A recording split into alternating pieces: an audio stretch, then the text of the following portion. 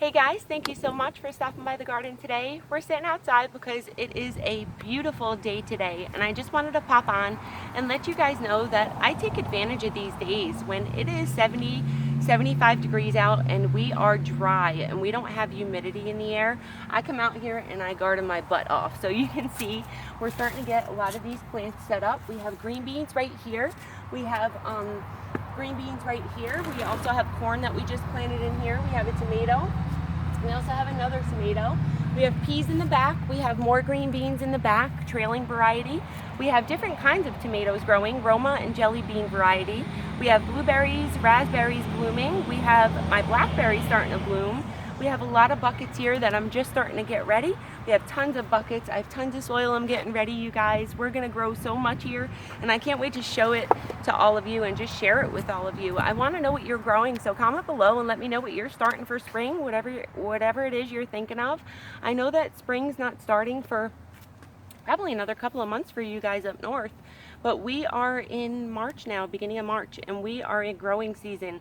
So I got to get my tomatoes in and all my warm loving vegetables in so they have time to grow and I can harvest when it's, the heat's starting to kick in July. If I don't get my growing in by like between May and July, by July my stuff is probably totally killed off by then, because July and August is pretty severe with the heat, humidity, and rain we get here in Florida. So I gotta jam out my garden now, and I'm starting to till out some beds, not till so much, just weed out some beds and kind of edge it out and make a little border around my garden here. This little pad, we're gonna put a shed on this pad, and then I'm gonna move all my garden plants over, all my vegetables over to the grass, so this way the worms can get up through my containers.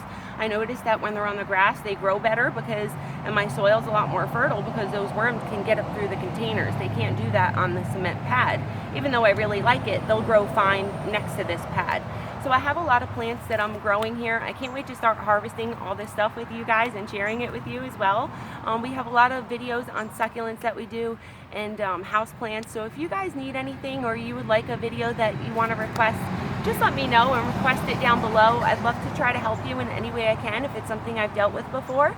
I love to try to just show you things I've done, things that have worked for me over the years, and that's why I basically created this channel, to help you guys grow and just to help you through the difficulty with beginning to grow and choosing soils and knowing the difference between really muddy soil and really loose soil for the garden, and what type of soil you need for your kind of climate, and the type of plant you can grow in your type of climate. There's so much things with pests and bugs and different types of organic nutrients, different types of nutrients that are chemical that you can use. But I'm trying to focus on more organic gardening now, more towards just the natural way, because chemicals, you got to remember, anything you're putting in your plants. I like my Dynagrow, don't get me wrong, I love Dynagrow nutrients, I use it on everything, but I'm gonna stop, and I stopped this past month to 2 months because it's just washing into the grounds and the storm drains, and our environment is getting trashed. So that's my opinion on it, and that's just what I want to start doing for my garden, so I'm not contributing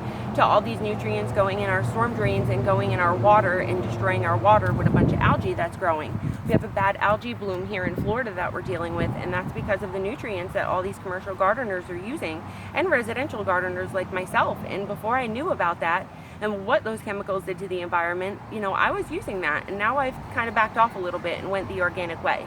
So that's why I like to move my containers onto soil and ground versus cement, because those worms can get up in there and give me worm poop. That's earthworm castings. You don't have to buy that. They're making it in your containers all by themselves. If I dig in my containers, I have worms in there. So I just wanted to come on this gorgeous day and let you guys know that come out here and don't be scared to enjoy the day. If it's a beautiful day out, the humidity's coming here in Florida.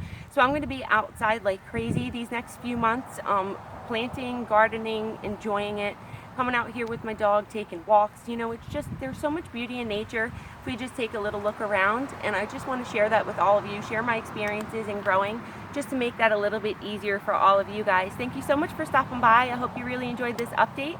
We'll have more videos to come this week, and I'll see you next time. Bye-bye.